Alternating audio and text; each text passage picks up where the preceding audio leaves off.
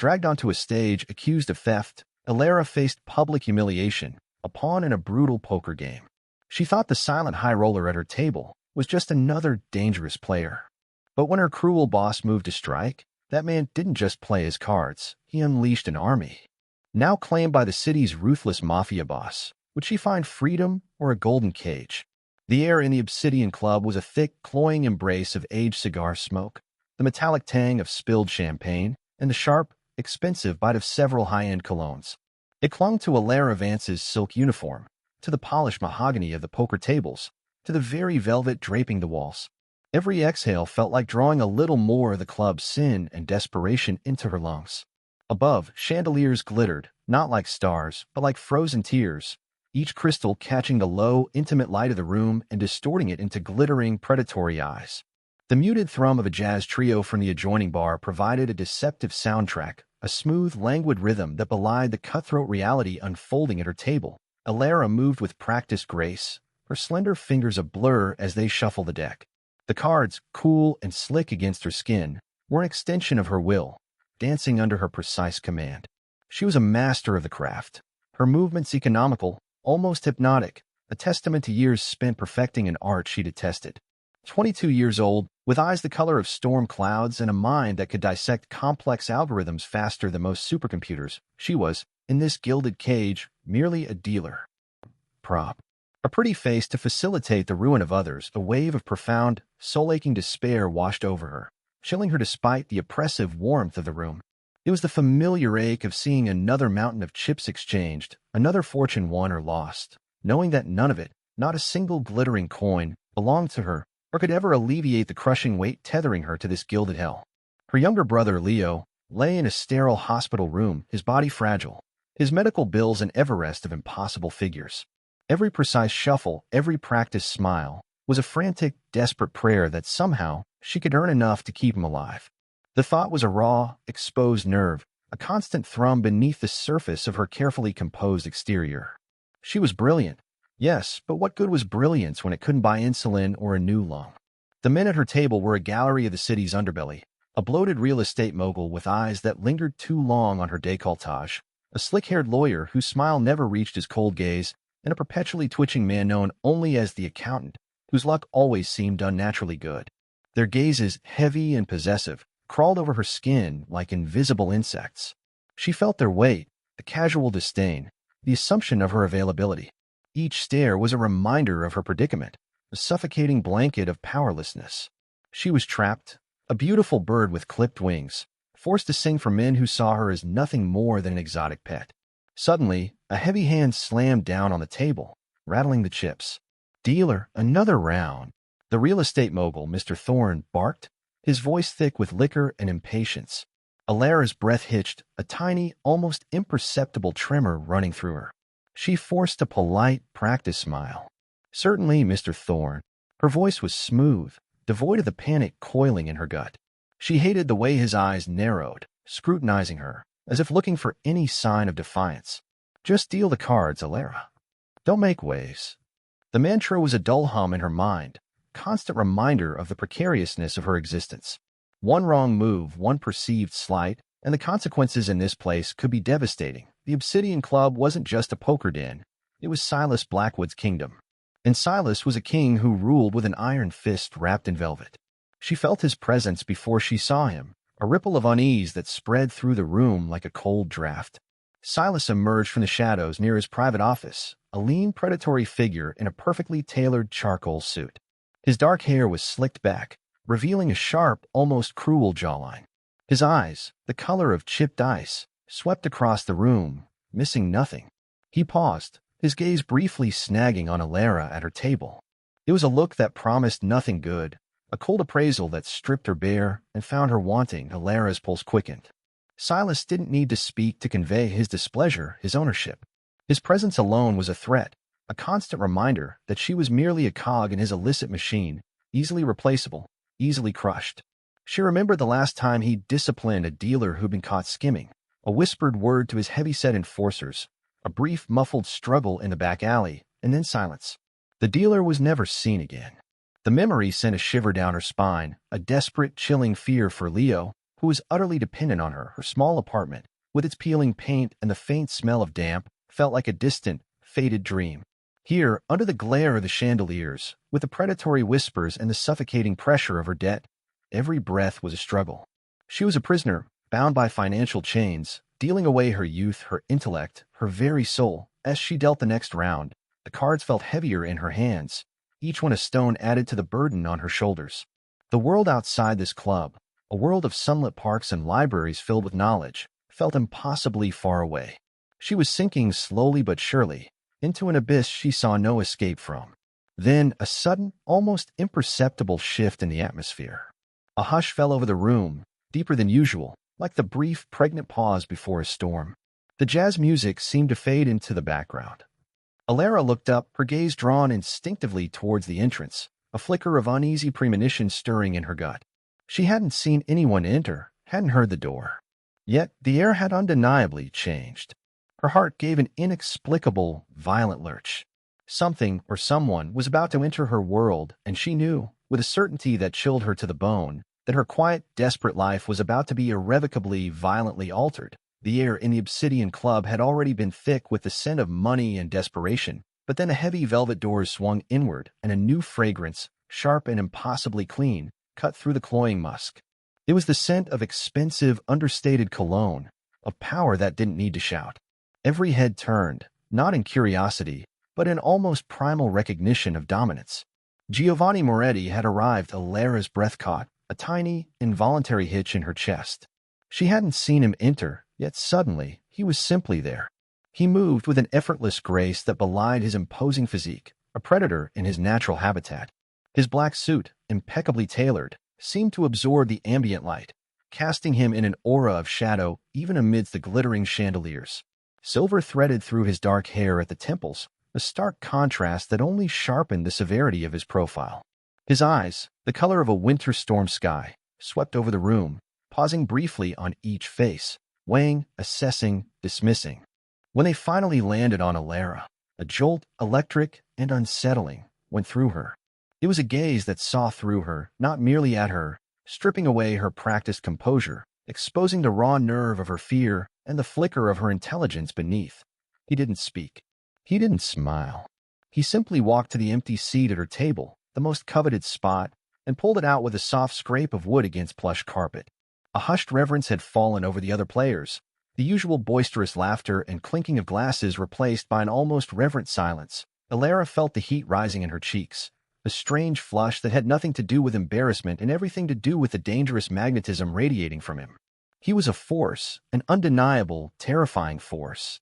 "Welcome, Mr. Moretti," Alara managed, her voice a little breathier than she would have liked. She tried to meet his gaze, but it was like staring directly into a gathering storm. His eyes were fathomless, revealing nothing. He gave a curt nod, a subtle tilt of his head that was both acknowledgement and dismissal. A single, heavy chip, black, unmarked, radiating an unspoken value, landed on the felt before him. The message was clear. He wasn't here to play games. He was here to win. The game resumed, but the dynamic had fundamentally shifted. The air was charged, every breath held, every move scrutinized. Alara's hands, usually steady as stone, trembled almost imperceptibly as she dealt the cards. She focused, willing herself to ignore the intimidating presence across from her, the way his gaze seemed to burn a hole through her carefully constructed facade. The metallic scent of a powerful, unfamiliar cologne, mixed with something primal and musky, permeated her personal space, making her acutely aware of his proximity. It was Mr. Thorne's turn to bet. The real estate mogul, emboldened by a recent winning streak, and perhaps too much expensive scotch, grinned lecherously. He slid a stack of chips forward, his eyes gleaming. "All in," he declared, pushing his full stack onto the table. Alara's trained eye, honed by years of observation and an eidetic memory for patterns, noticed it immediately. The almost imperceptible sheen on the corner of the king of spades, a tiny imperfection that only someone with her acute visual processing could catch in the blink of an eye. A marked card. And Thorne, a known patron of Silas Blackwood, was using it. A cold dread seized Alara. Exposing a cheat, especially a favored client, was a cardinal sin in the Obsidian Club. It could cost her her job, her meager income, and worse, bring Silas's wrath down upon her. But to ignore it, to actively facilitate the cheating, felt like a betrayal of her own integrity, a final surrender to the moral decay of this place. Her heart hammered against her ribs, a frantic bird trapped within her chest. Do it, Alara. Fix it. For Leo. Her fingers, usually so nimble, paused for a fraction of a second over the deck. It was barely a breath, a micro-hesitation invisible to the untrained eye. But Gio Moretti wasn't untrained. Alara felt his gaze sharpen, a sudden, almost magnetic pull. She didn't look up, but she knew he was watching. She had to be precise. As she dealt the final card to Thorn, she executed a subtle, almost imperceptible flick of her wrist, a tiny adjustment of angle and speed. The marked king of spades, meant for Thorn, landed not in his hand, but squarely in Giovanni Moretti's. The Thorn's triumphant smirk froze. His eyes, fixed on his hand, widened in disbelief. He had expected to see his winning card. Instead, he stared a useless 2. Across from him, Gio Moretti's expression remained perfectly neutral, unreadable. He held his cards close, his long, powerful fingers barely flexing. Alara felt a bead of sweat trickle down her spine, chilling her through the silk of her uniform. She had done it. She had exposed the cheat, but at what cost? Showdown, Alara announced, her voice flat, devoid of emotion. Thorn, sputtering, threw his cards down. Full house. I had a full house, he protested, then his eyes darted to Joe's hand, suspicion dawning. Gio slowly, deliberately, laid his cards on the table. King, king, king, aces. A full house, kings full of aces. The very hand Thorn had intended to cheat with. The marked king of spades glinted innocently under the chandelier's light, now part of Joe's winning hand. A collective gasp swept through the table. Thorn's face contorted in a mixture of fury and disbelief. He stammered, unable to articulate his accusation. He knew he had been outplayed, outmaneuvered, his deception turned against him. Gio Moretti calmly, almost disdainfully, swept the enormous pot of chips towards him. The sound of thousands of dollars in chips clinking together was deafening in the sudden, palpable silence. He made no eye contact with Thorn, as if the man were beneath his notice. Then his gaze, heavy and intense, found Alara's. It was a look that promised both knowledge and something far more dangerous. A flicker of something passed between them, a silent acknowledgement, a shared secret, a dangerous spark that ignited a terrifying, undeniable current. Alara felt her pulse quicken, not just from fear, but from a strange, unsettling allure. Just then, a cold, smooth voice cut through the lingering tension. What seems to be the trouble here, Mr. Thorn? Silas Blackwood had materialized behind Thorn, his hand resting casually, menacingly, on the mogul's shoulder. His icy eyes swept over the cards, lingering on the marked king of spades in Joe's pile. Then they locked onto Alara. It wasn't a question in his eyes. It was a verdict. A silent, chilling promise of retribution. Alara felt the blood drain from her face. She had saved Gio from being cheated, but in doing so, she had become Silas's new target. The air grew heavy, thick with unspoken threats. Gio Moretti, seemingly oblivious, stacked his chips with a quiet click. But his gaze, still fixed on Alara, held a dangerous, possessive glint she couldn't interpret. She was caught, suspended between two dangerous men, her world having just imploded with the fall of a single marked card. And for some reason, the terrifying awareness that Gio Moretti now saw her, truly saw her, was almost as frightening as Silas's silent wrath. The days that followed felt less like living and more like surviving a slow, deliberate drowning. Silas Blackwood's icy fury, once a distant threat, had now become a tangible, suffocating presence. Alara's shifts at the Obsidian Club stretched into an unbearable eternity, sometimes 15 hours straight without a proper break. Her fingers, once so graceful, ached with a dull, persistent throb. The intricate patterns of the cards blurred before her exhausted eyes, each shuffle a monumental effort. Her meager paychecks began to dwindle. First, a deduction for a broken glass she hadn't touched. Then, a fine for being 5 minutes late despite having worked until dawn. The numbers didn't add up, leaving gaping holes in her already stretched budget for Leo's spiraling medical costs. Each deficit was a fresh wound, twisting the knot of anxiety tighter in her stomach. She could almost taste the metallic tang of fear in her mouth every time she looked at the hospital's increasingly urgent invoices. The chilling threats began subtly, whispered words from Silas's henchmen in dimly lit corridors, hints about unfortunate accidents befalling those who caused trouble for Mr. Blackwood. Then, one evening, as she left the club, a black sedan with tinted windows idled outside her apartment building for an unnervingly long time. The driver's face was obscured, but the message was clear. Silas knew where she lived. He knew about Leo.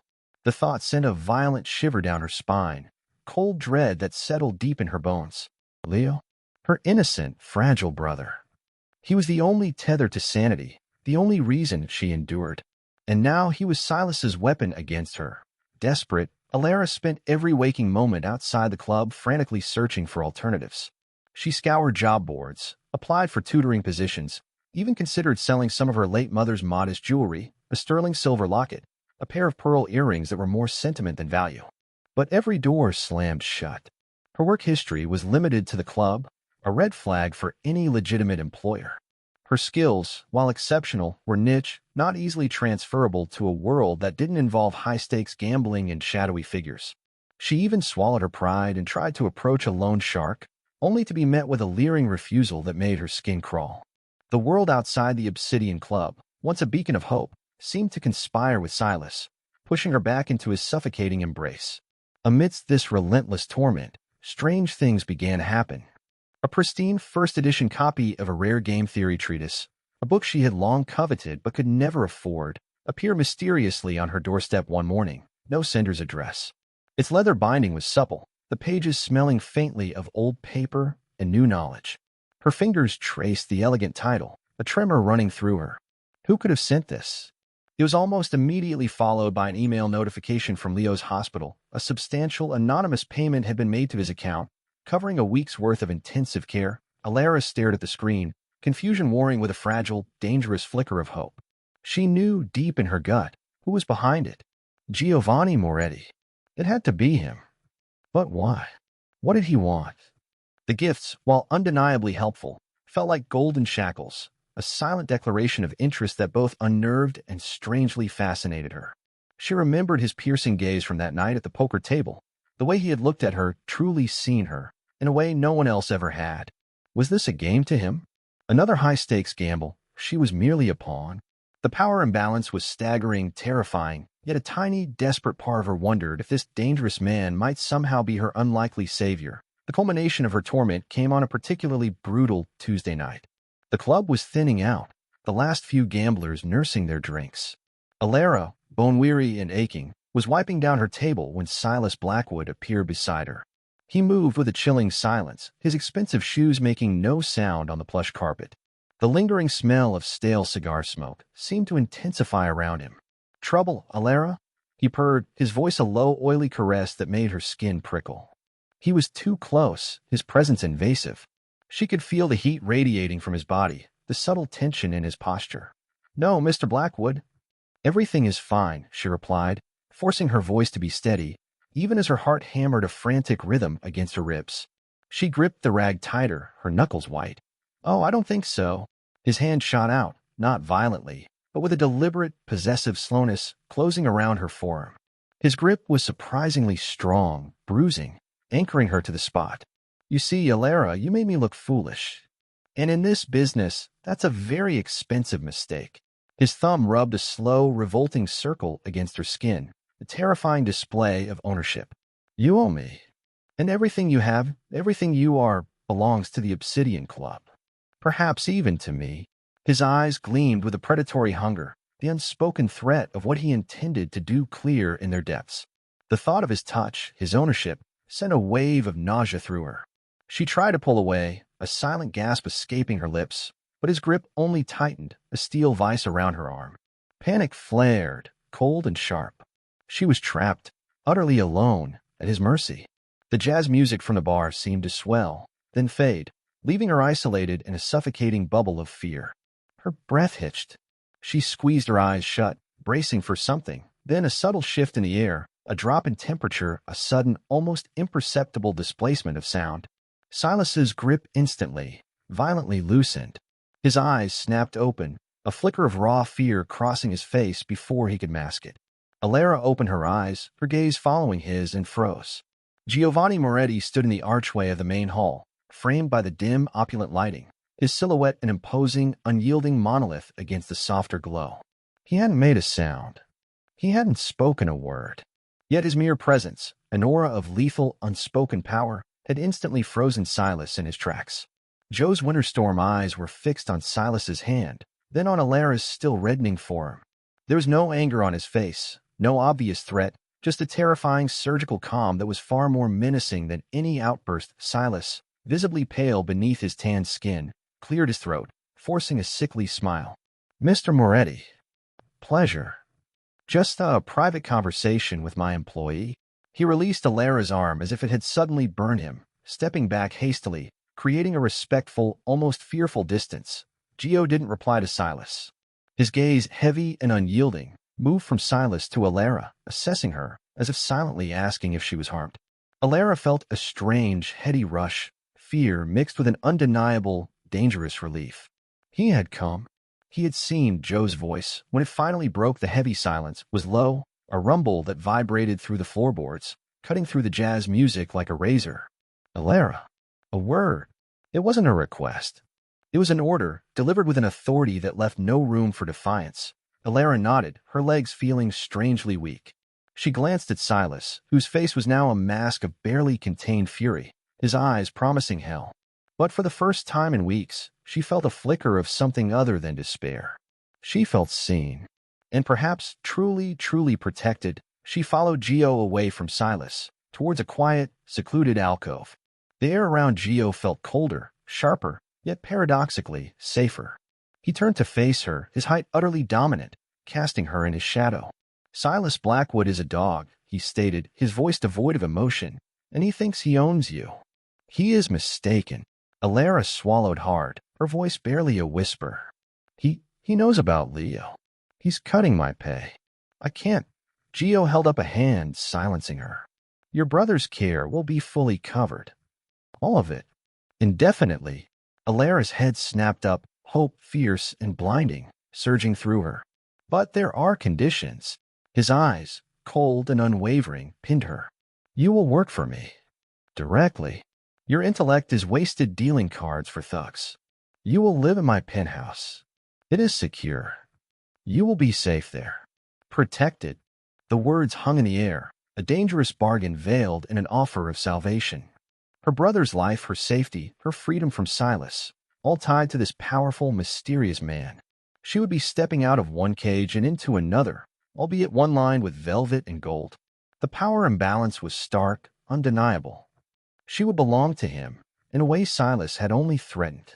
Yet the thought of Leo healthy, no longer a hostage to her circumstances, was a siren song too potent to ignore. What will I do for you?" she asked, her voice trembling, a desperate plea for clarity in this overwhelming offer. Joe's lips curved into the barest hint of a smile, a chilling, possessive flash that sent a shiver of uneasy curiosity down her spine. "You will be mine to protect. And you will use that brilliant mind of yours for my empire. You will belong to me, Alara. Body and mind. No one else." He paused, his gaze intensifying. "Do we have a deal?" The scent of his expensive cologne, once a confusing enigma, now felt like a brand, a claim.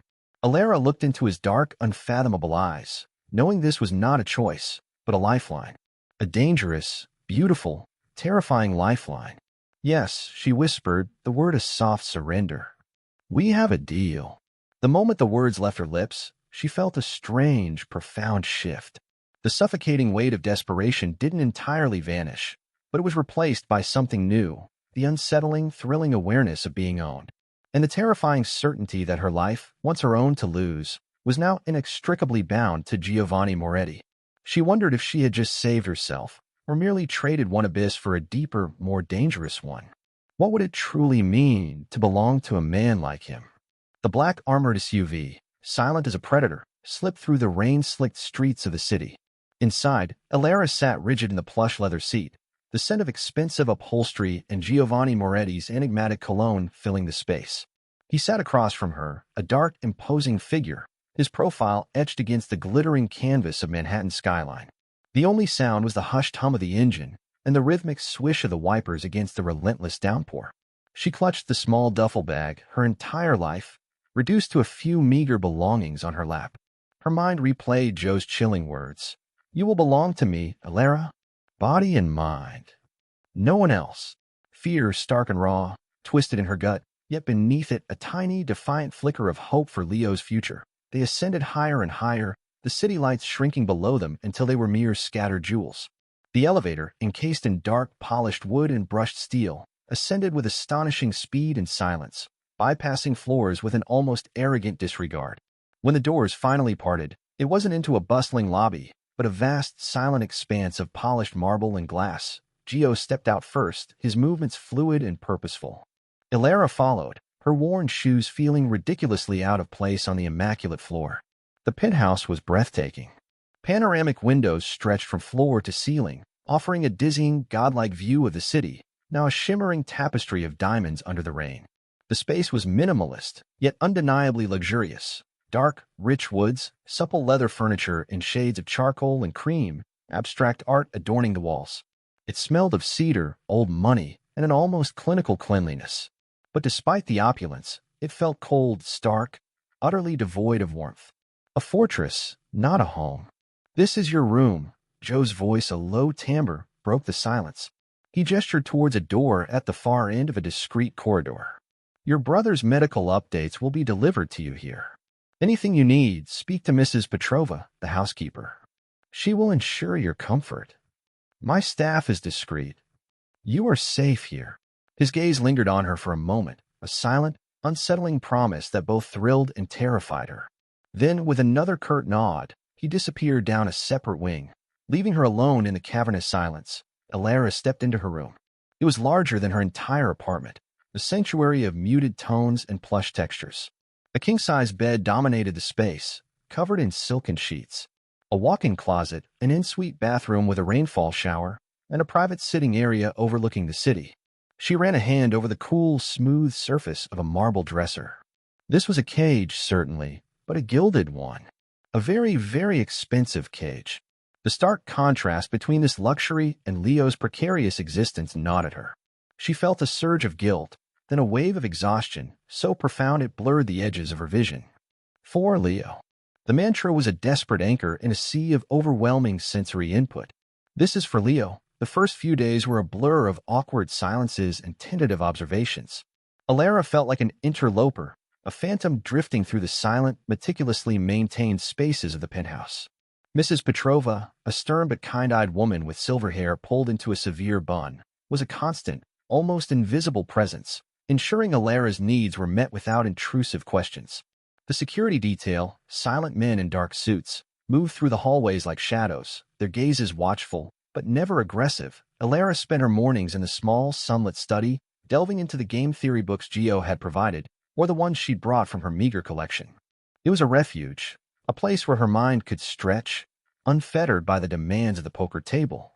But even there, a part of her was always listening, always acutely aware of Joe's movements within a vast penthouse. She began to notice his routines. He was an early riser, the faint rhythmic thump of a workout echoing from his private gym before dawn. Later, she would sometimes catch him in the library, a vast room overflowing with leather-bound tomes, a cup of black coffee steaming beside him, his brow furrowed in concentration as he read financial reports or dense legal texts. He wasn't just a brute force. He was intelligent, disciplined, relentlessly focused. This contradicted the crude Mafia boss stereotype she held, deepening her uneasy curiosity. She also witnessed fleeting glimpses of his interactions with his staff. The way he gave orders to his security chief, a burly man named Marco, was always succinct, precise, devoid of anger, yet undeniably absolute. And Marco's loyalty, she noticed, was unwavering, bordering on reverence. There was a quiet, almost paternal concern in his tone when he spoke to Mrs. Petrova about a new security system or a delivery. These were not the actions of a cartoon villain. They were the actions of a man who commanded fierce loyalty, not just through fear, but through competence and a strange, unyielding sense of responsibility. Ilara's mistrust, though still present, began to fray at the edges, replaced by a bewildering mix of intrigue and a reluctant, nascent respect. Gio, for his part, was a silent, omnipresent observer. Ilara felt his gaze on her, sometimes from across the vast living room as she sat sketching, or from the doorway of the study as she lost herself in a complex equation. She never caught him staring directly, but the subtle shift in the air, the prickle on her skin, told her he was there watching. It was unsettling, the feeling of being constantly under scrutiny, Yet she found herself unconsciously straightening her posture, trying to appear composed, intelligent, worthy of his unsolicited patronage. One evening, lost in thought, Alara was attempting to reconstruct a particularly complex poker hand from memory, scribbling furiously in a notebook. She sighed in frustration, unable to pinpoint a crucial bluff. Suddenly, a shadow fell over her shoulder. Jill? He was standing impossibly close, his scent, cologne, steel, and something uniquely masculine, enveloping her. Her breath hitched. "You're missing the tell," he murmured, his voice a low, gravelly sound that sent a shiver down her spine. His finger, long and lean, reached out, hovering inches from her notebook, then tapped lightly on a specific player's betting sequence. He always fidgets with his signet ring just before a bluffed race. A nervous habit. You wouldn't have seen it from your position. Alara's eyes widened. She hadn't noticed that. How could she have missed such a detail? Her mind, sharp as it was, hadn't been trained for that level of observation. "How did you know?" she whispered, turning to face him, the proximity almost dizzying. A faint, almost imperceptible curve touched the corner of his lips, a ghost of a smile. "I observe." His gaze met hers, a silent, knowing connection passing between them. In that moment, the power dynamic wasn't just about wealth or brute force. It was about two sharp minds, unexpectedly aligned. A spark, dangerously hot, flickered in the air between them. Alara felt a blush creep up her neck, a foreign warmth blooming in her chest. Then came the small, unexpected gestures. One morning, after a particularly late night of studying, Alara found a steaming mug of her favorite herbal tea, exactly how she liked it, placed silently on the desk in the study. Another day, a new, comfortable chair appeared in her room, clearly chosen for long hours of reading. She knew it was from him. He never mentioned it, never sought thanks, but each small act was a subtle chipping away at her carefully constructed defenses. He wasn't just a protector. He was attentive. He saw her, truly saw her, in ways that were both unsettling and deeply, dangerously comforting. The constant proximity began to fuel a simmering, forbidden attraction. Late nights, when the penthouse was utterly silent except for the distant hum of the city, Alara would sometimes find herself restless, drifting to the living room. Gio would often be there, a glass of amber liquid in his hand, staring out at the cityscape, a solitary king contemplating his domain. Their eyes would meet across the vast space, a silent communication passing between them. The air would thicken, charged with unspoken questions, with a heavy, dangerous longing that Alara tried desperately to ignore. One evening, she found him on the balcony, the city lights painting silver streaks on his dark hair. The scent of his expensive cologne was stronger out here, mingled with the cool night air. He was on the phone, his voice low, commanding, discussing some intricate business deal. She watched the way the muscles in his forearms flexed as he gripped the railing, the sheer power in his stance. Her breath hitched. He was dangerous, utterly ruthless, yet a profound sense of safety wrapped around her whenever he was near. It was a terrifying paradox, an allure she couldn't deny. He ended the call, turning to her, his gaze intense. "Couldn't sleep. Just thinking," she replied, her voice a little shaky. The moonlight illuminated the subtle planes of his face, the faint scar above his eyebrow, a testament to a life lived on the edge. "About everything, Leo. This life." She gestured vaguely at the glittering city. "It's a lot to take in." He nodded slowly, stepping closer, until the space between them felt electrified. His presence was overwhelming, yet she didn't shrink away. "You adapt. You always have." His eyes dropped to her lips for a fraction of a second, a silent, potent acknowledgement of the unspoken. The air thickened, heavy with suppressed desire, with a dangerous, unspoken promise. Alara's heart pounded, a frantic drum against her ribs. She was standing on the precipice of something terrifying, something exhilarating. She knew, with a certainty that both thrilled and horrified her, that she was falling, not just into his world, but for the man himself. As Joe's gaze intensified, a sharp, sudden crack echoed from somewhere far below, momentarily breaking the spell. It sounded like a gunshot. Joe's entire body tensed, his eyes hardening, instantly scanning the panoramic view, his hand instinctively going to his hip where a weapon undoubtedly resided. The moment of dangerous intimacy shattered, replaced by the stark, brutal reality of his world. Alara felt a cold dread seep back in. Even in this gilded cage, danger lurked. And she was now inextricably part of it, bound to the man who was both her protector and her captor, the man who was slowly, terrifyingly, becoming everything to her. The uneasy peace in Joe's penthouse, a fragile bubble of luxury and quiet study, was abruptly shattered. Alara had just received a routine update about Leo's progress from the hospital. His vitals were stable, his recovery proceeding, albeit slowly. A wave of profound relief washed over her, the only true comfort she'd found in weeks. She had even allowed herself a rare, soft smile, tracing the elegant script of the medical report. Joe's promise, his dangerous bargain, was holding true. Leo was safe. Then the second call came. It wasn't from Leo's primary nurse, a frantic, hushed whisper from a new, nervous voice. "Miss Vance, this is Nurse Emily from the pediatric ward. I don't know who else to call. Something happened to Leo." The words were a cold hand clenching around Alara's heart. Her blood ran cold. "What happened? Is he okay?" Alara demanded, her voice sharp with sudden, desperate fear. The carefully constructed serenity of the penthouse faded, replaced by the suffocating anxiety she thought she had left behind. He's physically unharmed," Nurse Emily stammered, her voice trembling. "But a man. He came in, very imposing. Said he was family. He asked for Leo, lingered by his bed. Then he made a point of telling Nurse Jenkins that if she didn't ensure absolute quiet and no more interruptions for Leo, there would be consequences. He even mentioned you, Miss Vance. Said you'd understand." Then he left a single white carnation on Leo's bedside table and whispered something about sending a message to the lady who ruined a good game. The nurse choked back a sob. "He was terrifying, Miss Vance. And his eyes, they were like ice. We've beefed up security, but..." Alara's world tilted. A white carnation. The same ominous symbol Silas Blackwood had used at the Obsidian Club to mark her. The same chilling, predatory gaze. Silas. He hadn't just found her, he'd found Leo. He was using her brother, her most vulnerable point, as a pawn in his cruel game. A wave of pure, unadulterated terror washed over her, chilling her to the bone. Leo? Her brother, lying helpless in his bed, a target. She ended the call, her hand shaking so violently she almost dropped the phone. The sterile, expensive quiet of Joe's study now felt oppressive, mocking. She had traded one fear for another, a direct, visceral threat to the one person she loved more than life itself. She paced the polished floor, her mind racing, 1,000 frantic scenarios playing out. How could she protect him? What if Silas sent someone else? What if Nurse Emily wasn't enough? Just as panic threatened to overwhelm her, Gio entered the study. He moved with his usual quiet precision, but his eyes, sharp and discerning, immediately caught her distressed expression, the phone still clutched in her trembling hand.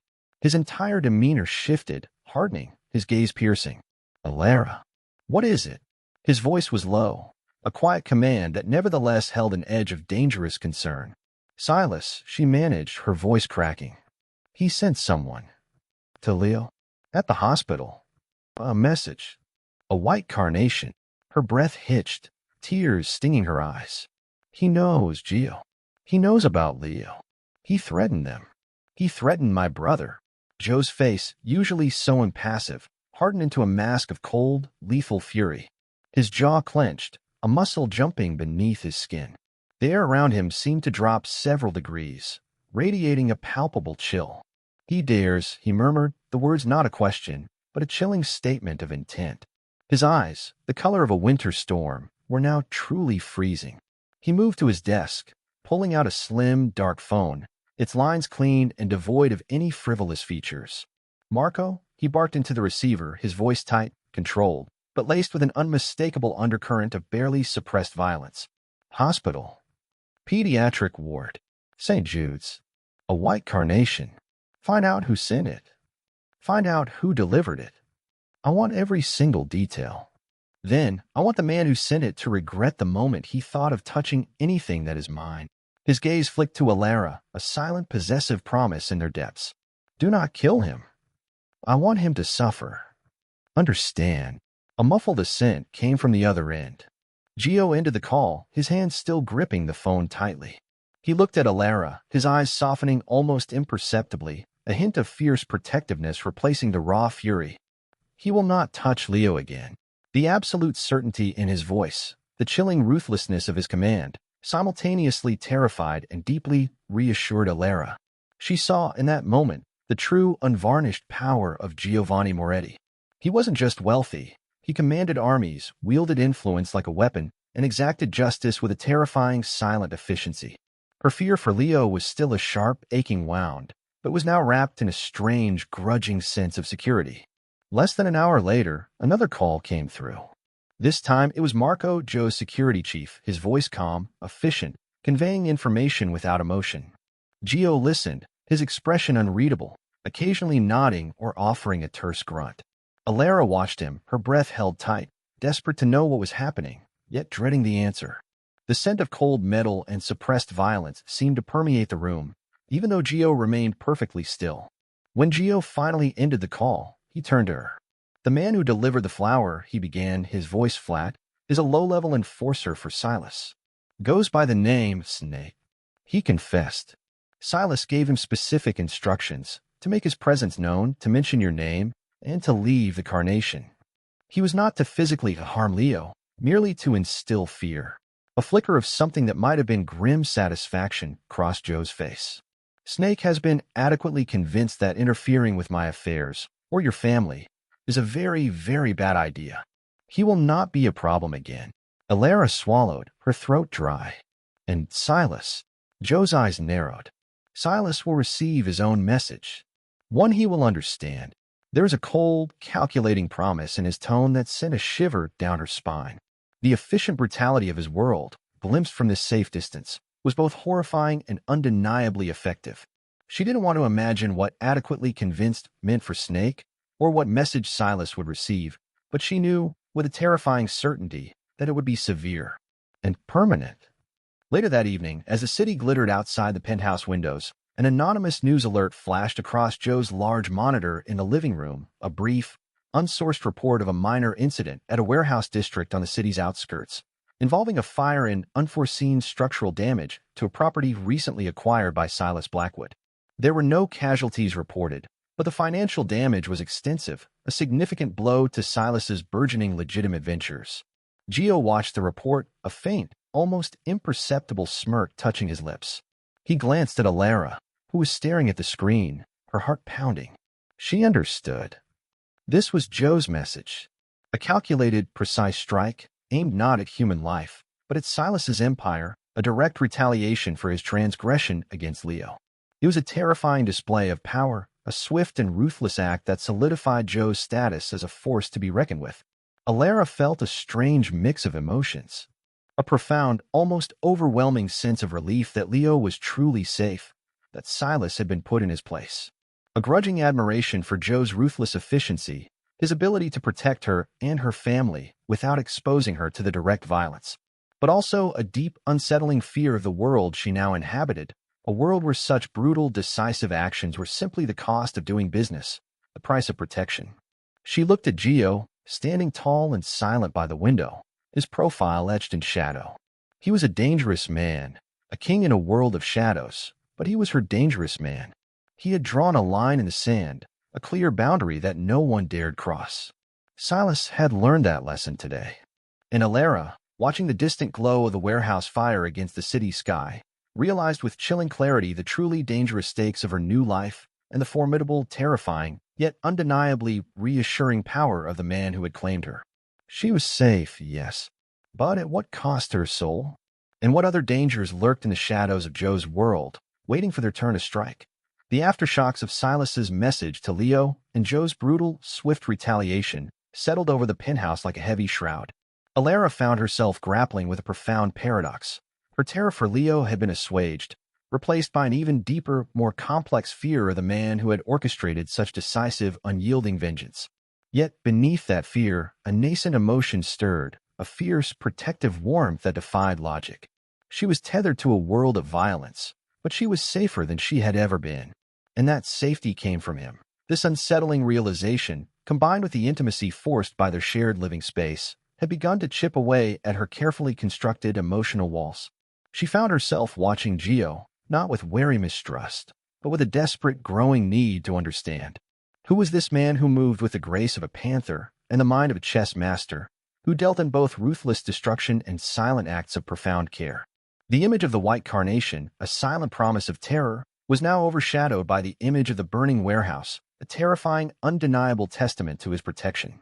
One evening, after another long day spent poring over her game theory texts and the increasingly positive medical reports for Leo, Alara found Gio in his expansive, oak-paneled library. The scent of old paper, rich leather, and his distinctive, clean cologne hung heavy in the air. He was seated at a massive desk, illuminated by a single antique brass lamp, poring over a stack of documents. The soft light sculpted the sharp angles of his face, highlighting the faint lines of exhaustion etched around his eyes. He looked less like a menacing boss and more like a man burdened by the weight of a world only he could carry. She hesitated at the threshold, the rich carpet muffling her footsteps. "Gio?" she ventured, her voice a soft ripple in the stillness. He looked up, his gaze, usually impenetrable, holding a rare, fleeting vulnerability before it hardened back into its usual steel. "Alara, couldn't sleep. Just thinking," she admitted, stepping further into the room. The sheer volume of books, many of them ancient, leather-bound tomes, spoke of a man of intellect, not just brute force. About everything. About how you knew about the ring. About Silas. Her questions were probing, a risky dance, but compulsion she couldn't ignore. He leaned back in his chair, the leather creaking softly, his fingers steepled beneath his chin. Observation. Anticipation. They are necessary skills in my line of work. His voice was low, almost a murmur, yet it commanded attention. He didn't offer more, his silence a formidable barrier. But why? Alara pressed, emboldened by a sudden surge of courage, or perhaps desperation to connect. She moved closer, stopping before his desk, the gleaming surface a silent chasm between them. Why me? Why go to such lengths for a car dealer? Why save Leo? Why offer me this? She gestured vaguely around the opulent room, then back towards her own elegant sanctuary. Joe's eyes narrowed, a flicker of something unreadable in their depths. He studied her, his gaze intense, as if dissecting her motives. Alara held her breath, her heart hammering. Had she pushed too far? Was she about to be dismissed, or worse, punished for her audacity? Then he sighed, a sound that seemed to carry the weight of years. "You have a unique mind, Alara. One I recognize." He paused, his gaze drifting to the panoramic window, where the city lights stretched endlessly. "My world, it is built on silence, on unspoken debts, on promises, some made to the living, some to the dead." He looked back at her, his eyes holding a profound, almost aching sadness. "I saw a mind wasted, a soul trapped, and a woman with a courage that defied her circumstances. You deserved more than Silas Blackwood's cage. But your world is so dangerous," she whispered, the raw truth of it chilling her. The warehouse. Snake. A muscle in his jaw clenched. "Danger is a constant. Control is the variable. I offered you control over your immediate future. And protection. Absolute. Unyielding." He leaned forward, his voice dropping to a near whisper, a sudden, surprising intimacy. "There are burdens I carry, Alara. Decisions I make. For my family. For my people. For the structure I built. Sometimes the choices are ugly, but they are necessary. To survive. To protect." His words, fragments of a much larger, darker narrative, resonated deeply within her. She saw not just the ruthless boss, but the man beneath, shouldering responsibilities that would crush most. The sheer weight of his existence, the constant calculus of loyalty, survival, and death, was almost unfathomable. A wave of profound empathy washed over her, an unexpected tenderness. You carry a heavy load," she said softly, almost unconsciously reaching out a hand, then quickly drawing it back, unsure if she dared to touch him. A flicker of surprise crossed his face, quickly masked. He merely nodded, his gaze distant. Always. Silence descended again, but this time it was different. Not a chasm, but a fragile bridge built on unspoken understanding. Alara, emboldened further, decided to risk another step. "I was looking at your market analysis reports earlier," she began, shifting the topic, her intellect instinctively seeking a point of connection beyond the emotional. "For the new shipping venture into the Pacific Rim." Joe's eyebrows raised, a hint of genuine curiosity in his expression. "And And I noticed a subtle flaw in the projected tariff impact for Q3 in the Vietnamese sector, she continued, her mind now fully engaged, the numbers and probabilities flowing. The government's recent shift in preferential trade agreements with specific Southeast Asian partners wasn't fully accounted for, leading to an underestimation of potential import duties on luxury goods by approximately 4.7%. If you adjust for that, the projected profit margin dips below your ideal threshold, making a delayed launch or renegotiation of the freight terms a more viable strategy than immediate execution. She paused, suddenly self-conscious. It's a game theory perspective. Optimizing for unexpected external variables. Gio stared at her, his expression utterly unreadable for a long moment. Alara braced herself for dismissal, for a patronizing smile, for anything that would diminish her insight. But then a slow, predatory smile, unlike any she had seen before, spread across his lips. It wasn't kind, but it was undeniably genuine, a flicker of fierce appreciation. 4.7%, he repeated, his voice laced with a newfound admiration. My analysts missed that. Every one of them. You caught it. He rose from his desk, his movements fluid, powerful. He walked around a table, stopping directly in front of her. The chasm was gone. You have an incredible mind, Alara Vance. His words, delivered with such gravitas, sent a thrilling warmth through her. It wasn't just about her safety anymore. It was about mutual respect, a recognition of her worth beyond her vulnerability. The sudden closeness of him was intoxicating. The scent of his cologne, stronger now, filled her senses, a dangerous, musky embrace. It's just patterns, she mumbled, suddenly shy under his intense gaze. Patterns. In a world of chaos. That is a rare gift. He lifted a hand, his long fingers hesitating for a fraction of a second before gently cupping her jaw. His touch was firm, yet unexpectedly soft, sending an electric tremor through her. Her breath hitched. His thumb traced the line of her cheekbone, a feather-like caress that ignited a slow, burning fire in her veins. Gio, she whispered, her eyes fluttering closed at the exquisite sensation. The internal conflict raged. He is dangerous. He owns you. But he feels so good. His face lowered, his eyes, dark and fathomless, locking onto hers. The raw vulnerability she had seen moments ago was gone, replaced by a possessive intensity that promised both ruin and salvation. You are more than a car dealer, Alara. More than a pawn. His voice was a low growl, vibrating through her. You are formidable. Their breaths mingled, warm and shallow. The air thickened, charged with unspoken desires, with the undeniable magnetic pull that had been building between them since the moment he had stepped into the Obsidian Club. Her heart hammered against her ribs, a frantic bird desperate to escape, yet yearning to be caught. The desire was a burning, undeniable ache, forbidden, dangerous, yet impossibly tempting. His lips were almost on hers, the heat of his skin searing her, the faint scent of coffee and danger intoxicating. She could feel the soft rasp of his breath, the tremor in his powerful hand as he held her.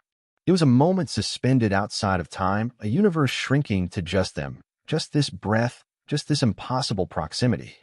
Then a distant, muffled beep from the secure phone on his desk broke the spell.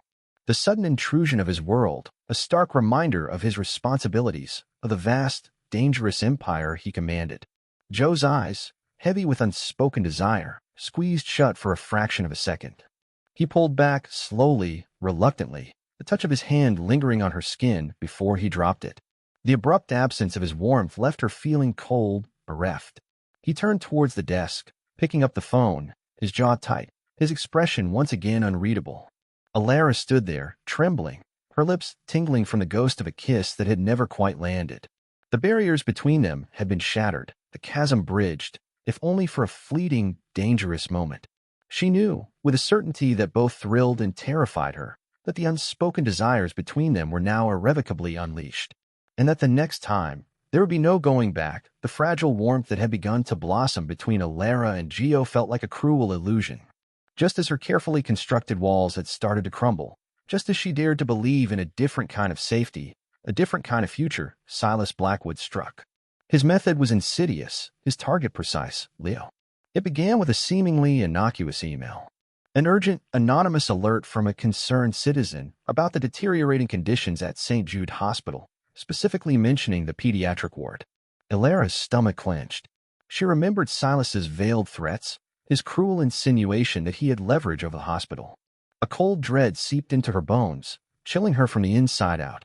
Her first instinct was to show Gio to trust his protective instincts, but before she could, a second email arrived, encrypted this time from an unknown sender. The message was short, chilling. He promised to protect you. He sacrificed others. Now your brother pays the price. St. Jude's, room 307. Retaliation has begun. The words were a poisoned arrow, striking directly at the nascent trust Alara had placed in Gio. He sacrificed others. The burning warehouse, the implied suffering of Snake, Joe's ruthless efficiency, now twisted into a sinister shadow over Leo. Her mind reeled. Had Joe's actions, his vengeful strike against Silas, truly put Leo in greater danger? Had he, in his bid for control, unwittingly made her brother a target? The thought was a crushing weight, suffocating her. Her fingers trembled as she typed in Leo's room number. The hospital website, usually a beacon of calm, felt menacing. The image that loaded sent a wave of nausea through her, stealing her breath. A blurry, shaky photo, taken through glass, showing Leo's bed. His small form, usually still but peaceful, was now surrounded by medical staff, monitors beeping frantically, a nurse frantically adjusting an oxygen mask. His face was pale, his eyes closed. Critically unstable. The words flashed across the screen below the image, a stark, devastating verdict. Leo. The scream tore from her throat, raw and desperate. Her world, once again, tilted on its axis, spiraling into a maelstrom of terror and grief. She clutched the phone, the cold metal digging into her palm, unable to tear her eyes from the image. Retaliation has begun. Silas. This was his doing. But the insidious thought, planted by the anonymous email, festered. Had Gio provided the opening?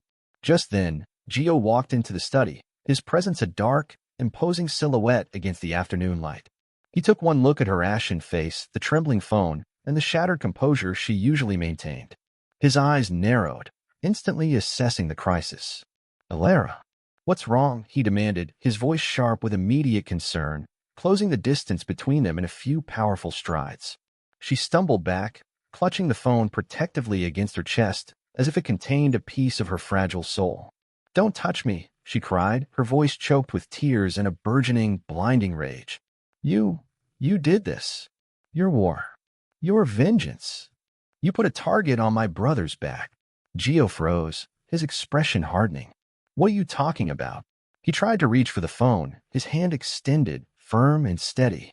This, she screamed, thrusting the phone at him, the image of Leo's fragile form filling the screen. Silas sent this. He said you sacrificed others, and now Leo pays the price. Your retaliation. Your burning warehouse. It just made him angrier. It made Leo a casualty. Her voice broke, a profound, gut-wrenching sob tearing from her chest. He's unstable, Gio. Critically unstable. And it's because of you. Gio snatched the phone, his gaze instantly locking onto the image, his face a mask of stone. He swiped to the email, reading the venomous words. His jaw clenched, a muscle jumping in his cheek. This is a lie. A manipulation. Silas is exploiting your fear. A lie? Alara shrieked, the betrayal scorching her. The image is real. Leo is dying. And you knew the kind of monster Silas was. You knew what you were dealing with. But you still chose violence. You still chose your war over Leo's safety. The words tumbled out, fueled by despair and a crushing sense of abandonment. All the moments of tenderness, the shared confidences, the burgeoning trust, they shattered, dissolving into bitter ash. He had promised protection, but his protection had come with a devastating, unimaginable price. Alara, listen to me, Gio said, his voice low, controlled, but with an underlying steel that spoke of deep, suppressed anger. I never intended for Leo to be harmed. My actions were meant to end Silas's threats. This is a desperate move from a cornered animal. And what about my desperation? She sobbed, tears streaming down her face, blurring the vision of him standing there, so powerful, so untouchable, yet suddenly so alien. I gave you everything. My trust, my life, my mind. And you used it to make Leo a pawn in your game. I was just bait, wasn't I? A way to draw Silas out. And my brother is paying for it. The accusation hung heavy in the air, a devastating blow to the fragile bond they had begun to forge. Joe's eyes, usually so cold and unreadable, flickered with something akin to hurt, but was quickly replaced by a fierce resolve. He moved to her, his intent clear, to pull her into his arms, to comfort her, to explain. But Alara recoiled, her heart a raw, bleeding wound. No, don't touch me. I can't. I can't be near you. Not when Leo is like this. Not when you're the reason. She felt a sickening emptiness, a desolate void where hope had once flickered. She had allowed herself to fall to trust this dangerous man, and he had, in her panicked mind, failed her in the most catastrophic way imaginable. Suddenly, another message flashed on her phone, a text from the anonymous encrypted sender. The only way to save him is to play a different game. Tonight. Abandoned Pier, Sector 4. Alone. Your choice. Your brother's life. Alara stared at the screen, her mind racing, a desperate, illogical plan forming. Silas was baiting her. She knew it. But if there was even a sliver of a chance, if she could somehow negotiate, beg, or even offer herself in exchange for Leo's safety, she had to take it. She couldn't rely on Gio anymore. His world was too violent, his methods too dangerous, his protection too costly. She had to save Leo herself. I'm leaving, she declared, her voice hollow, devoid of its earlier rage, replaced by a chilling resolve. Gio stepped forward, his eyes narrowed. You are not going anywhere. This is a trap, Alara. Silas wants you. Then he'll get me, she shot back, grabbing her small duffel bag, her hands trembling but determined. If that's what it takes to get Leo out of this, then so be it. You wanted to protect me? Then let me protect my brother. You will not face Silas alone. Joe's voice was a low, dangerous growl, laced with absolute command. He moved to block her path, his powerful frame a formidable barrier. I won't let you follow, she cried, tears still streaming down her face, but her eyes now held a desperate, hardened glint. If you truly care, if you truly want to protect Leo, then let me go. Your presence only makes things worse. He's my brother, Gio. My responsibility. You brought this darkness to my door. Now let me fix it. The accusation hit him hard. Alara saw a flicker of raw pain in his eyes, quickly suppressed. He hesitated, his jaw tight, his internal conflict warring with his dominant need to protect. The silence stretched, excruciating, thick with unspoken words and shattered trust. Don't you understand, she whispered, her voice cracking with profound heartbreak. I can't trust you with his life anymore. Not when your world is killing him. And with that devastating blow, Alara, blinded by grief and a desperate need to save her brother, pushed past Gio. He didn't physically stop her. The raw, cutting words, the profound accusation of betrayal, had momentarily paralyzed him. He watched, an uncharacteristic stillness in his powerful frame, as she raced out of the study, leaving him alone in the opulent silence, the image of Leo's fragile face still burning in his mind. Alara didn't look back. She rushed out of the penthouse, ignoring the bewildered glances of the security staff. Her mind was a whirlwind of terror and a fierce, almost suicidal determination. She was abandoning the gilded cage, the dangerous protector, and running headlong into Silas's trap. She was alone. Truly, utterly alone. And she knew, with a sickening certainty, that she was walking into her own abyss, a place from which there might be no return. Her brother's life depended on it. And she wouldn't let Joe's dangerous world destroy him. She wouldn't. The silence in the penthouse after Alara's departure was not empty. It was a screaming void, filled with the echo of her accusations, the image of Leo's fragile face, and the crushing weight of her betrayal. Giovanni Moretti stood motionless in the study. The phone Alara had thrust at him still in his hand, the image of Leo's critical state a searing brand on his mind. You put a target on my brother's back.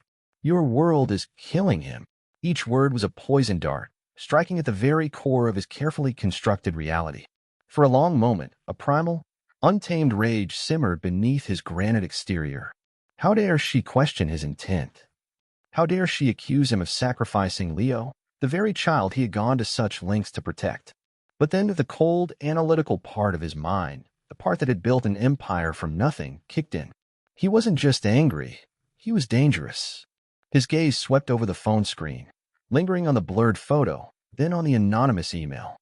He promised to protect you. He sacrificed others.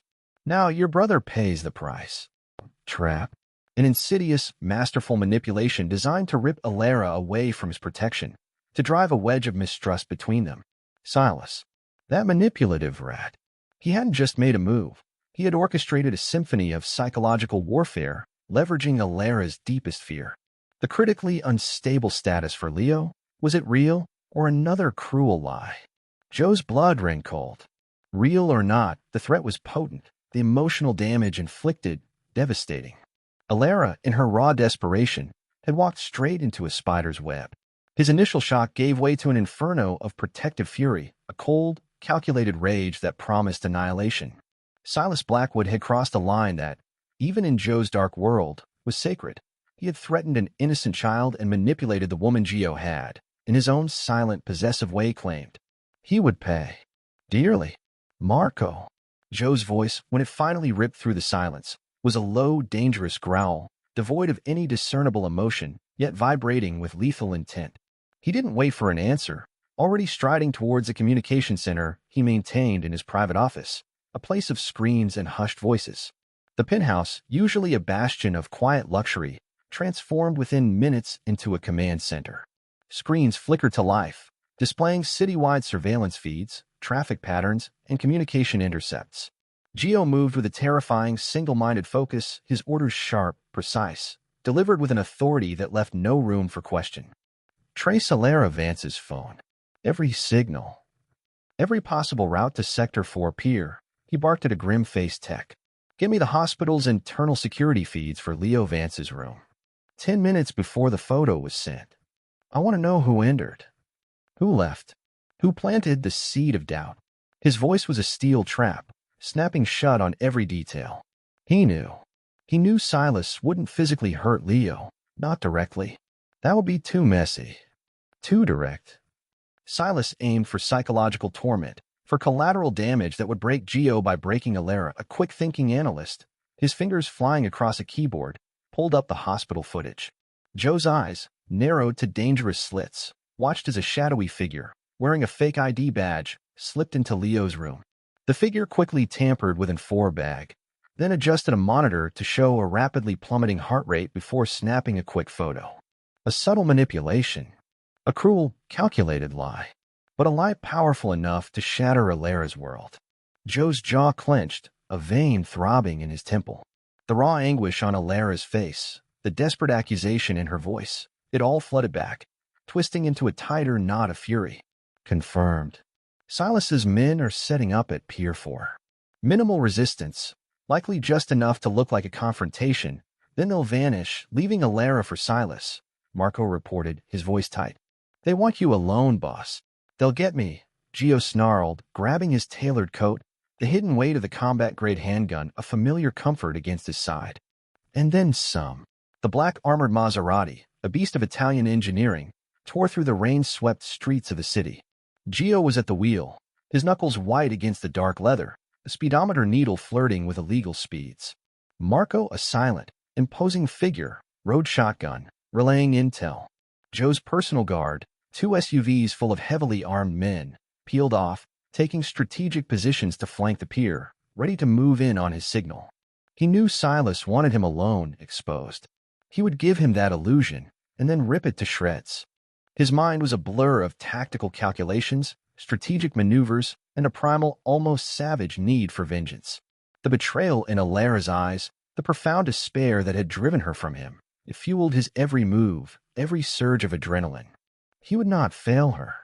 He would not let Silas win. Alara was his, and no one, especially not Silas Blackwood, touched what was his.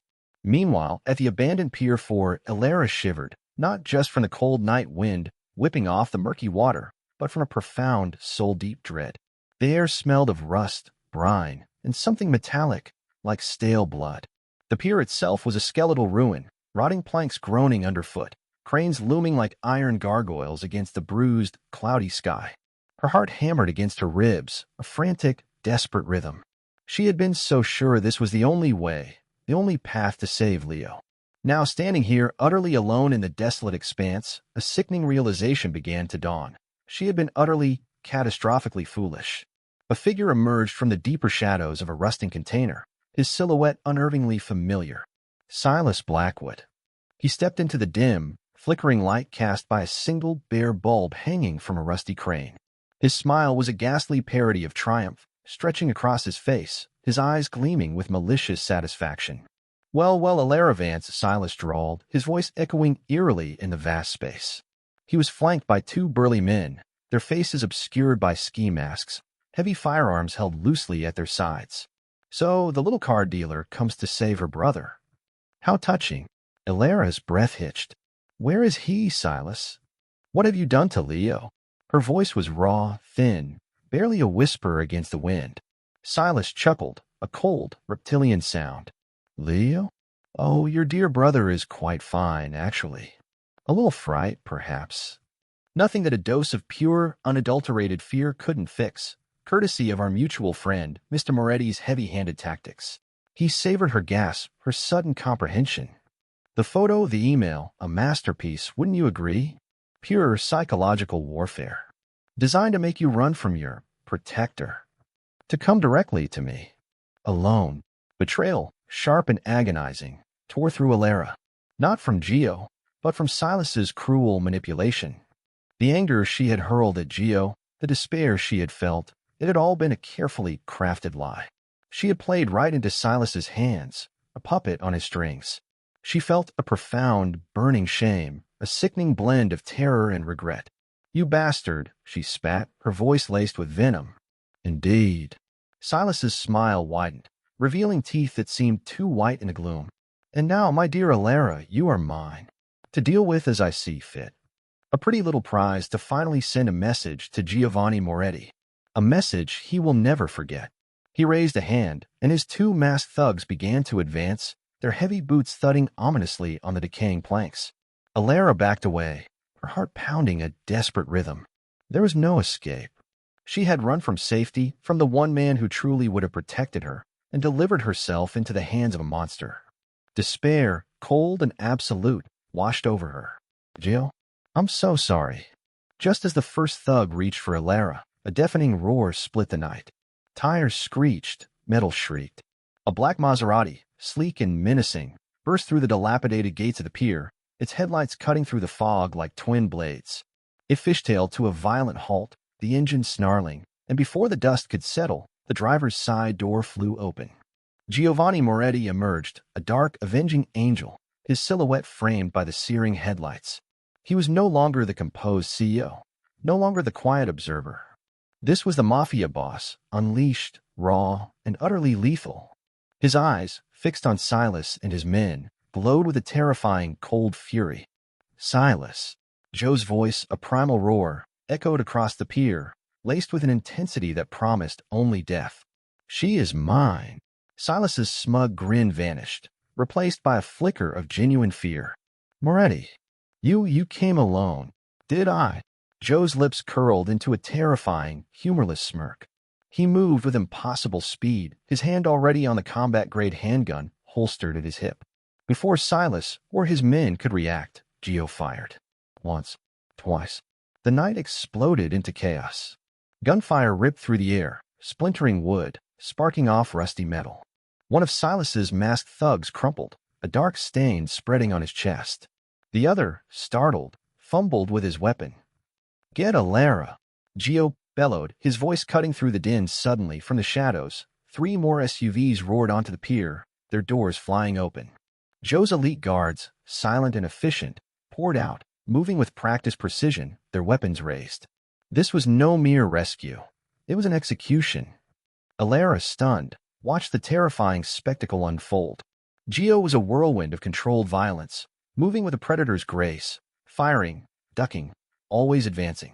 His men were relentless, like a well-oiled machine, methodically dismantling Silas's meager defenses.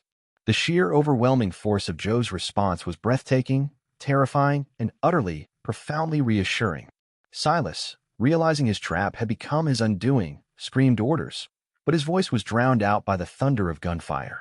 He tried to grab Alara to use her as a shield, but Gio was faster. A precise shot from Joe's handgun clipped Silas's arm, sending him reeling back, clutching the wound. You don't touch her, you rat. Gio snarled, his eyes burning with a possessive fury that made Alara's breath hitch. He closed the distance between them, his powerful frame looming over the injured Silas. Silas scrambled back, his face a mask of desperation and hatred. She's nothing. A pawn. You throw away your empire for a goddamn car dealer. Joe's gaze, cold and unwavering, met Alara's across the chaos.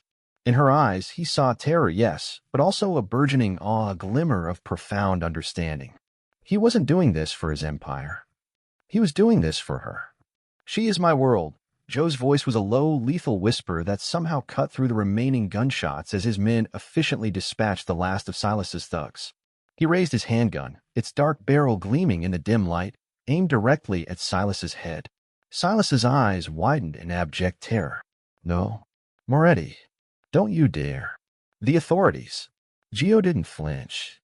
The authorities don't touch what's mine. His finger tightened on the trigger. A single decisive shot echoed across the pier, a final chilling punctuation marked to the night's violence. Silas Blackwood crumpled to the decaying planks, a dark, still heap. There was no doubt, no lingering threat, just silence.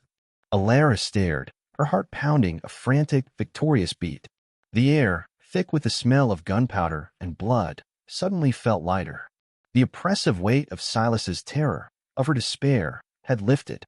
She had witnessed the terrifying spectrum of Joe's power, his ruthless efficiency, his absolute willingness to kill for her.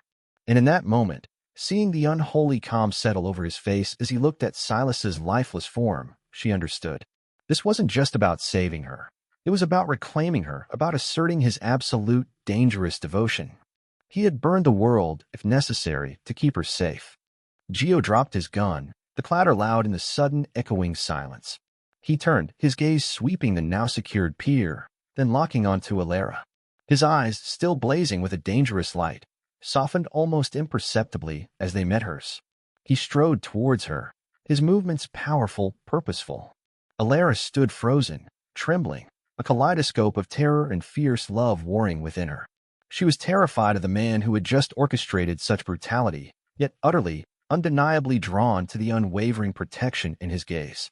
He reached her, his large hands reaching out, not to hurt, but to claim.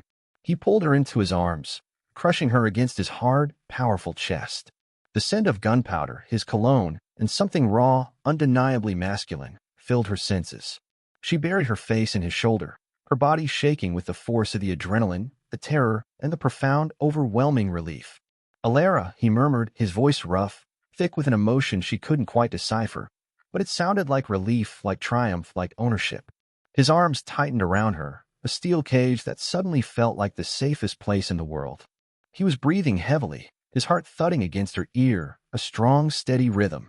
You're safe now. Mine. She clung to him, her fingers fisting in his expensive suit jacket, tears streaming down her face. She had been so wrong, so utterly wrong to doubt him. His world was dark, dangerous, but his protection was absolute.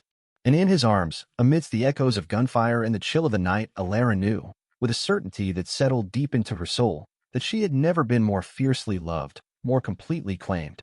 This was her king, her protector, and she was his utterly and irrevocably.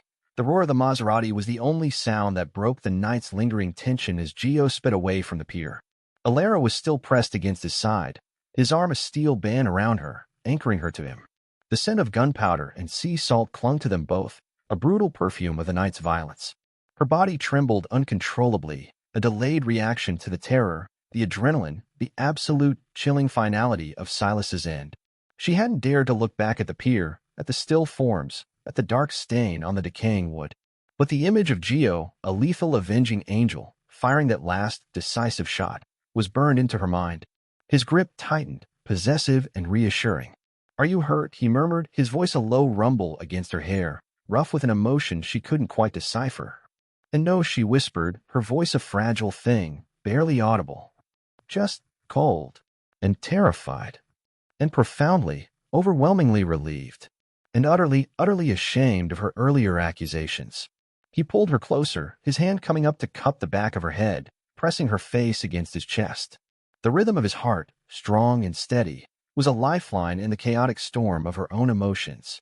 "We're going home," he stated, the word home feeling foreign, yet strangely comforting, coming from him. The journey back to the penthouse was a blur of flashing city lights and the powerful hum of the engine. Alara found herself clinging to Gio, not just for physical support, but for emotional anchor. Her mind replayed the damning email, Silas's cruel manipulation, her own desperate, misguided flight. Shame burned a bitter taste on her tongue. She had doubted him, accused him, and he had still come for her, unleashed hell to protect her. The depth of his devotion, even in the face of her betrayal, was a revelation that humbled her to her core. Once inside the penthouse, the opulent silence felt like a balm, yet also a stark reminder of the dangerous world they had just escaped. Gio didn't speak, but his actions were eloquent. He gently guided her to her room, his hand warm against her back. "Mrs. Petrova will draw you a bath. Hot, relaxing. I've asked her to prepare something to eat." His gaze, intense and unyielding, met hers. "No one will bother you. Rest."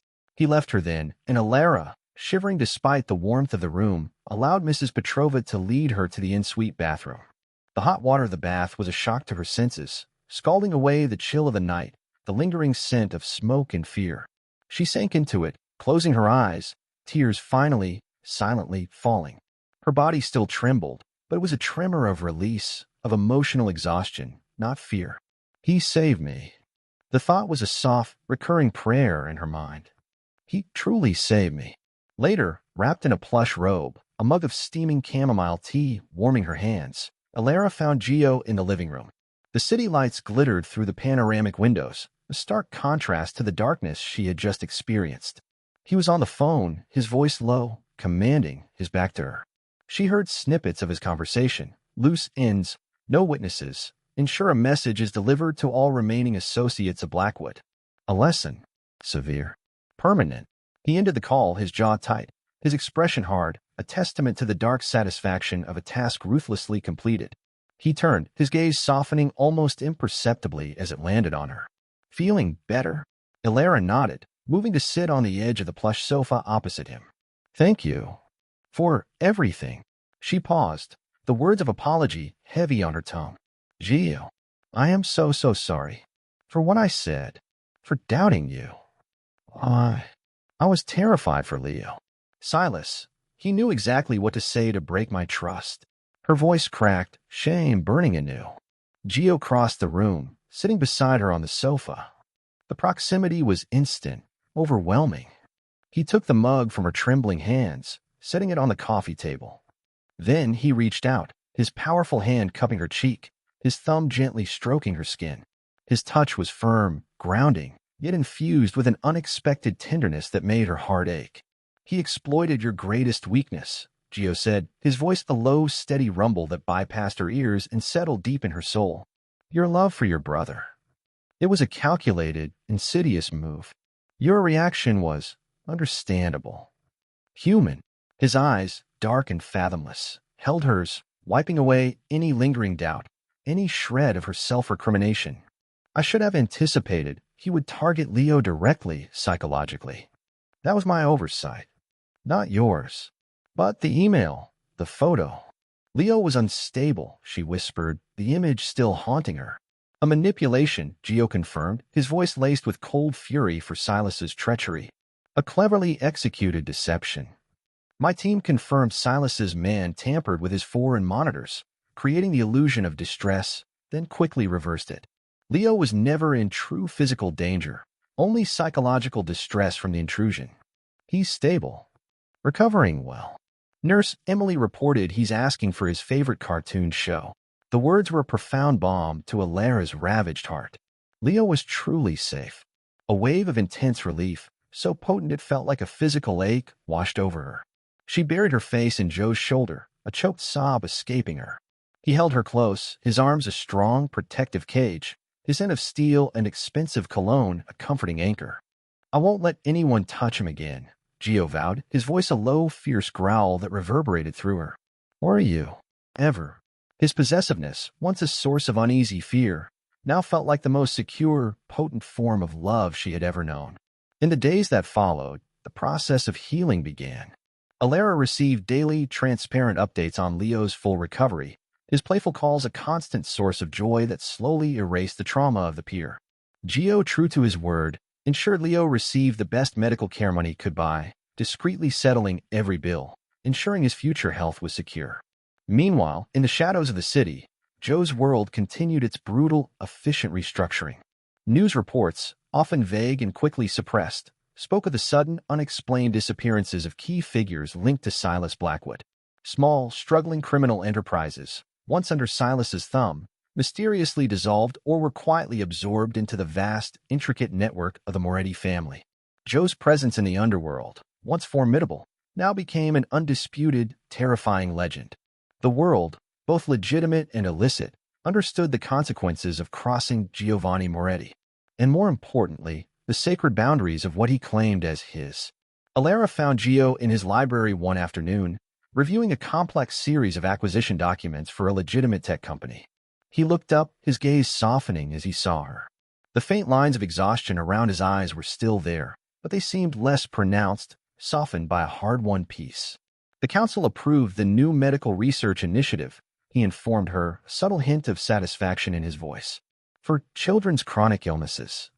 Your brother's case, it gave me perspective. Alara's heart swelled with a fierce, tender love. This powerful, ruthless man, who had just decimated an entire criminal network, was also capable of such profound compassion. He was a paradox, a dangerous protector, but undeniably hers. She walked towards him, stopping before his desk, the scent of cedar and old books mingling with his familiar cologne. Gio, she began, her voice soft, the cost, the price of your protection. Your revenge. Immense. He reached out, his fingers intertwining with hers, a possessive, comforting gesture. Some prices must be paid, Alara, to ensure true peace, for those who deserve it. His eyes held hers, a silent, profound understanding passing between them. The blood had been spilled, the vengeance exacted, the empire reasserted. But it had all been for her. For Leo. For the fragile, hard-won peace they now shared. As the days turned into weeks, the echoes of the pier faded. The whispers of Silas Blackwood's demise became distant legends. Alara finally truly felt safe, enveloped in Joe's absolute protection, held captive by his unwavering love.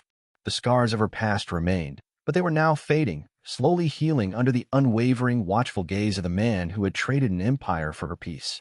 She was no longer just a dealer, nor a pawn. She was something more. In the vast, powerful world of Giovanni Moretti, once a dangerous prison, was slowly becoming her sanctuary. But what would their future truly hold? A queen beside a king in a world still haunted by shadows. In a world where shadows claim so much, does true strength lie in fighting alone, or in finding someone whose fierce love makes you brave enough to heal? Alara's journey from a trapped car dealer facing despair to a woman cherished by a mafia boss reminds us that past burdens don't define our worth. You, too, deserve a love that sees beyond your scars, one that fiercely protects your fragile hopes. If this story touched your soul, if you believe in love's power to mend, let us know. Like this video, subscribe and comment "Love Heals" below. Join our family where every heart finds its home.